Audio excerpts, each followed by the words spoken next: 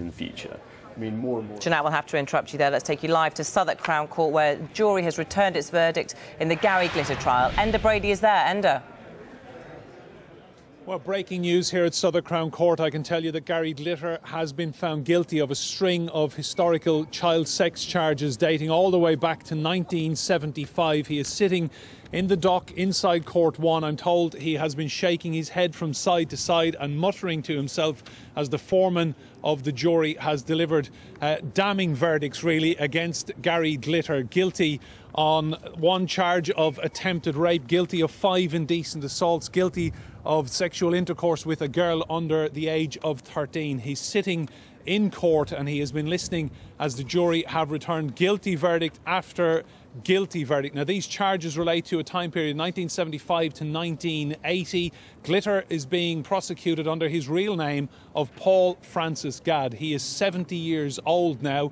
This trial has been going on for 2.5 weeks. He was the very first person arrested as part of Operation Yewtree, the post-Jimmy Savile investigation launched in October 2012 by the Metropolitan Police. 3 female complainants have all come to court and given very powerful testimony about the abuse Glitter inflicted on them in the 1970s. Various locations, from hotels in Leicester, Birmingham, to a nightclub in Watford, to a private property in the south of England. The very first charge, one of attempted rape, Easter 1975. The victim, who obviously can't be identified for legal reasons, she's a woman in her 40s. She came to court and she said that she was staying at a property in the south of England, and she told the jury that Gary Glitter had tried to rape her, and she said that the very next day was Easter Sunday. He behaved as if nothing had happened, and she told the jury that he gave her an Easter egg. She said she remembered it very, very clearly indeed. Now, Gadd's defence throughout all of this trial has been that he claimed he had never met any of these women. He said quite simply none of the abuse had happened.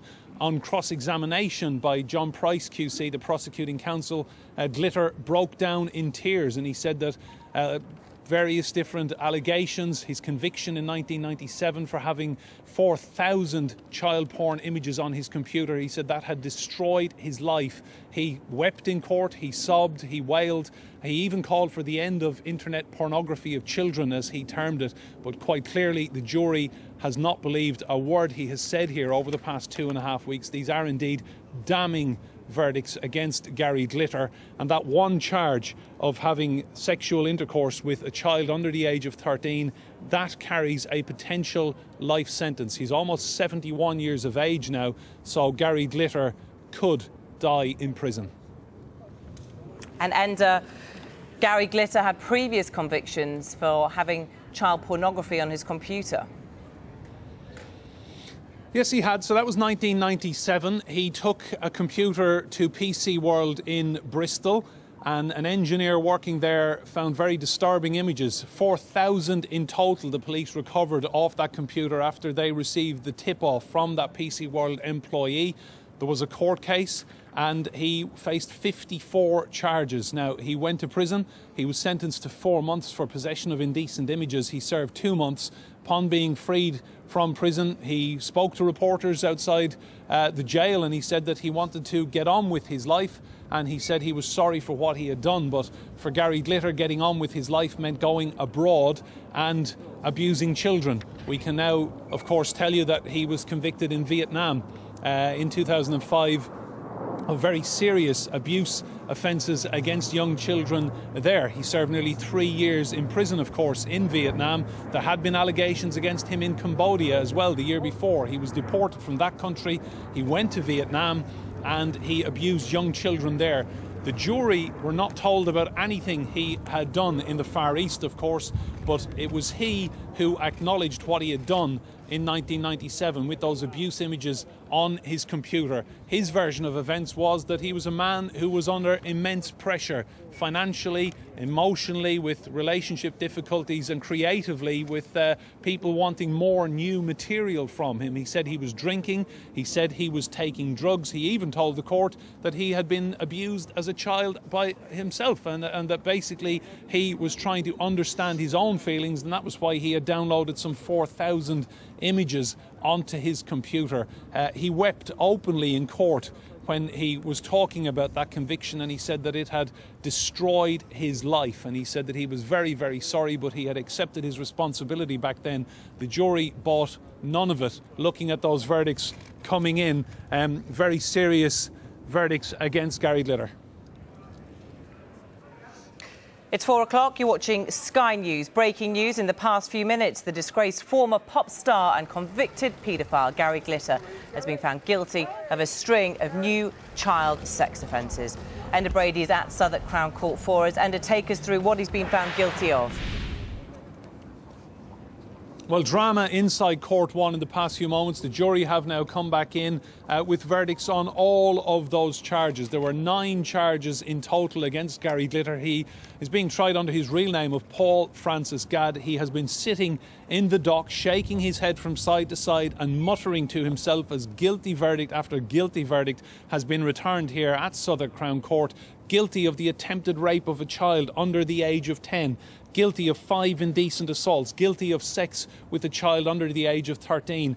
That one charge alone potentially carries a sentence of life imprisoned. He is almost 71 years of age now, Paul Gadd, so potentially he could die behind bars. His mood right now, very, very different to his demeanour this morning when we saw him skip into court. I watched as he entered the dock this morning at about 10 a.m. He gave a very flamboyant bow to the lip-speaking interpreters sitting there to help him. He is profoundly deaf. He has been following this trial and all of the evidence and all of the proceedings with the help of lip-speaking interpreters, 2 ladies who sit either side of him, and they repeat word for word what each witness, what the judge has been saying, Mr. Justice McCreth, throughout this trial. And he gave them a very flamboyant bow as he entered the dock this morning. I'm told he actually said on his way into court, "Let's get this show on the road." Well, for Gary Glitter, the show is now very much at an end. Guilty verdict after guilty verdict has come back in here in the past few moments. And throughout this 2-week trial, we heard damning evidence from his victims detailing how he manipulated them, one of them in front of their parents. Yes, there were very, very disturbing aspects to all of these charges, really. From the very first one, which was the attempted rape he was found guilty of, that was Easter 1975, all the way through indecent assault after indecent assault. One of the victims, they had been to a Gary Glitter concert. Her mother was present and she was asked to leave, and she did, and she ended up with the child being left alone with Gary Glitter backstage in a dressing room. This was in Bailey's in Watford, and the child was indecently assaulted on 2 occasions by Gary Glitter, Paul Gadd, as he is being prosecuted under in this trial. Very, very serious allegations. Now, of course, he was the first person arrested as part of Operation Yewtree in October of 2012. In the post-Jimmy Savile investigation, which was launched that week in October by the Metropolitan Police, the very first name they went looking for to speak to was Paul Gadd. They arrested him. He gave no comment throughout any of his police interviews. He denied everything that was put to him, basically. In court, under cross-examination, he broke down in tears. He wept openly in front of the jury, saying that allegations had destroyed his life. He had never met any of these women, and he said this would not be the first time that people had made false allegations against him in return for money. I've been looking at the background to all of this case, to Gary Glitter's life and career and his offending, and we can take a look at that now. Mirror, mirror framed in gold, in your depths a story hold of a rock star who became a monster! Chillingly prophetic, this was Paul Gadd at the peak of his fame. Things ain't always what they seem. I must have lived 1,000 times. But behind the wig, the makeup and the Gary Glitter stage persona, there lurked a terrible secret. He was a child sex abuser, assaulting underage girls in his dressing room. Gadd is a very dangerous man. He's got a predilection for young girls. His offending behaviour goes back many, many years. And there will be many, many more above and beyond those people who have come forward and given evidence in this trial. Every single place where Glitter has been as an adult, I am sure he's offended. Gadd's sexual interest in children only came to light in 1997 when he took his computer to be fixed at PC World in Bristol. 4,000 images of men having sex with children were discovered. He pleaded guilty and was jailed for 4 months in 1999. 6 years before that arrest, he appeared on This Is Your Life. Watched closely as a reference by Tessa Dowell to schoolgirls prompted Gad to make a rapid gesture, urging her to be silent. Gary actually came to live in my house when he was between jobs. And, yeah, but I was absolutely broke. my sister Lucy turned it into quite a successful venture because she used to pack the train full of her adolescent school friends in school uniform and they'd Skype school and she'd bring them up to the house and charge them £5 a head to come and gaze at glitter.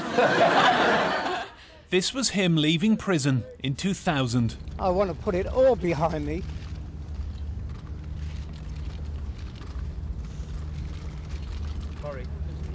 And live my life. But for Glitter, that meant fleeing abroad and abusing children. Kicked out of Cambodia, he flew to Vietnam, where he again molested young girls. What's your reaction to that?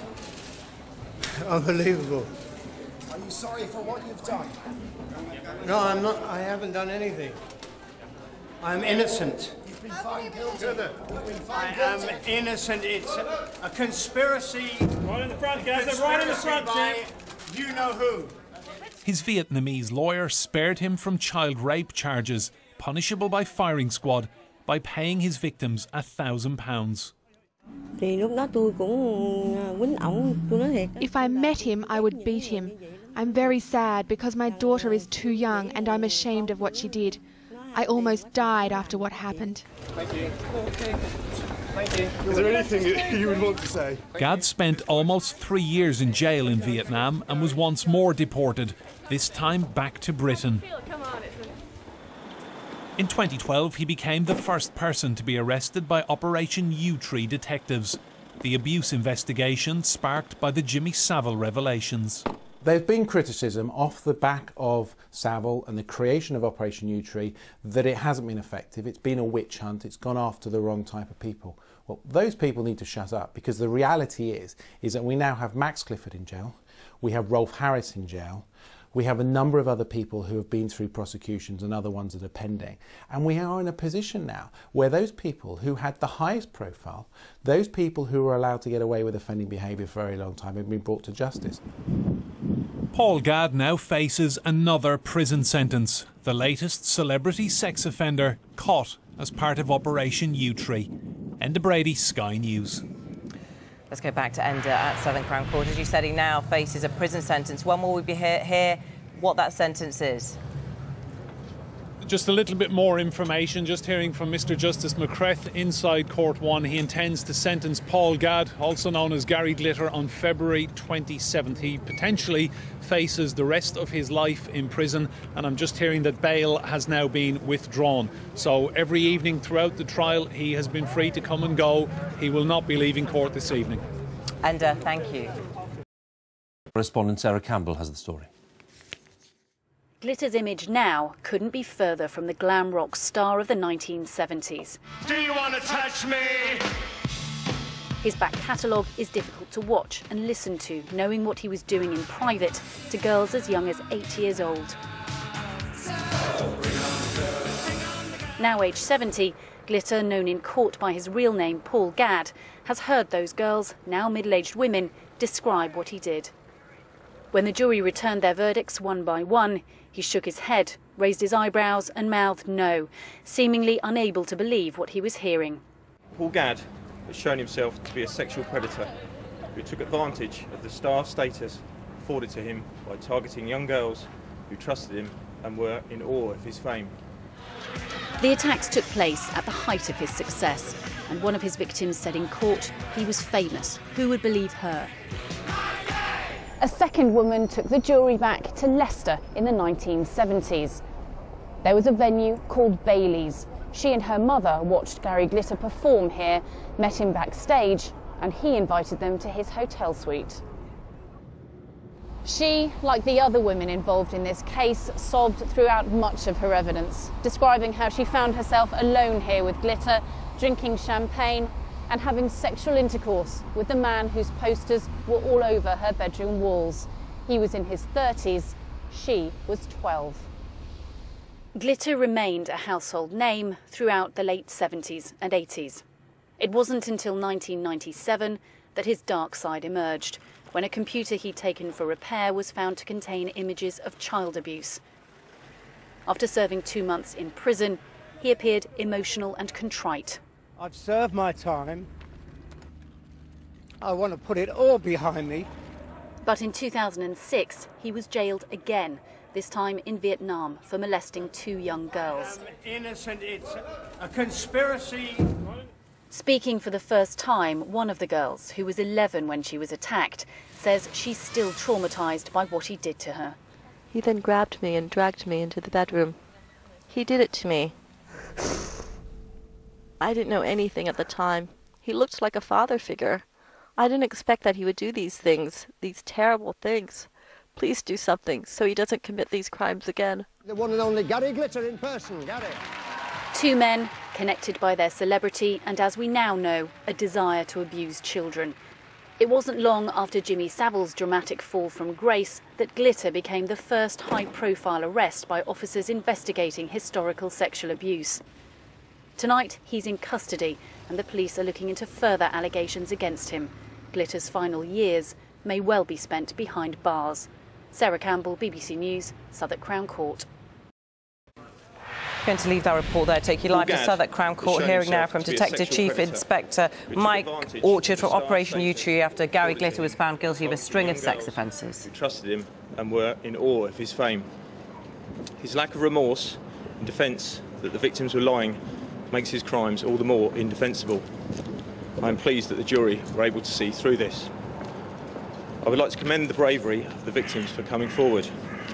The courage and strength required in order to report allegations of this nature cannot be underestimated. And without their testimonials, we would have no case to bring to court. Paul Gadd was the first individual arrested under Operation U-Tree.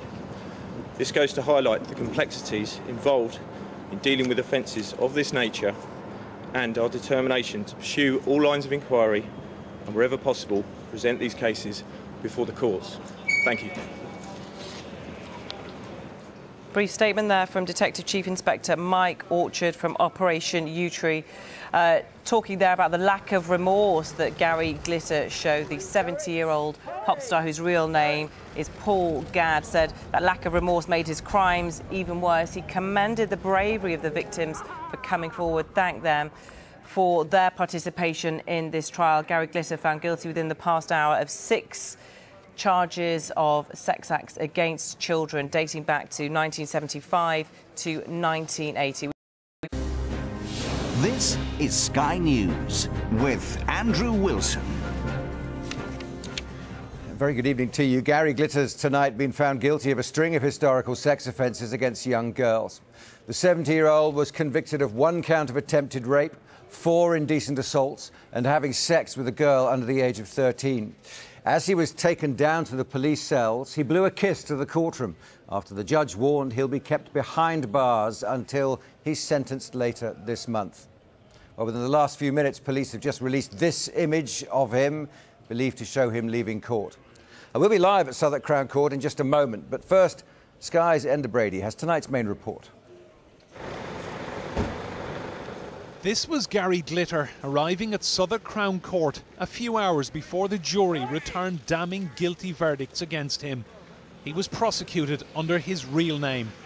Mirror, mirror framed in gold, in your depths a story hold of a rock star who became a monster! Chillingly prophetic, this was Paul Gadd at the peak of his fame. Things ain't always what they seem.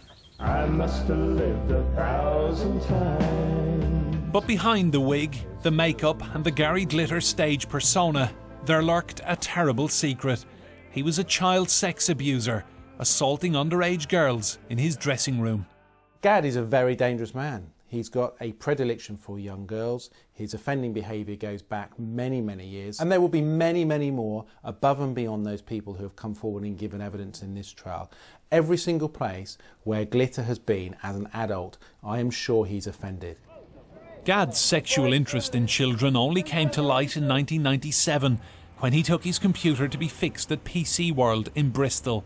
4,000 images of men having sex with children were discovered. He pleaded guilty and was jailed for 4 months in 1999. 6 years before that arrest, he appeared on This Is Your Life. Watched closely as a reference by Tessa Dowell to schoolgirls prompted Gad to make a rapid gesture, urging her to be silent. Gary actually came to live in my house when he was between jobs. And, yeah, but I was absolutely broke. My sister Lucy turned it into quite a successful venture because she used to pack the train full of her adolescent school friends in school uniform. And they'd Skype school. And she'd bring them up to the house and charge them £5 a head to come and gaze at Glitter. In slow motion, it's quite clear Glitter did not want that story being told on national television. This was him leaving prison in 2000. I want to put it all behind me.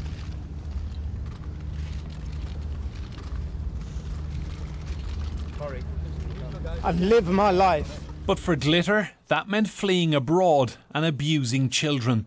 Kicked out of Cambodia, he flew to Vietnam, where he again molested young girls. What's your reaction to that? Unbelievable. Are you sorry for what you've done? No, I'm not. I haven't done anything. I'm innocent. You've been found guilty. You've been found I guilty. am innocent. It's a conspiracy. Right in the front, guys. Right in the front, by you know who.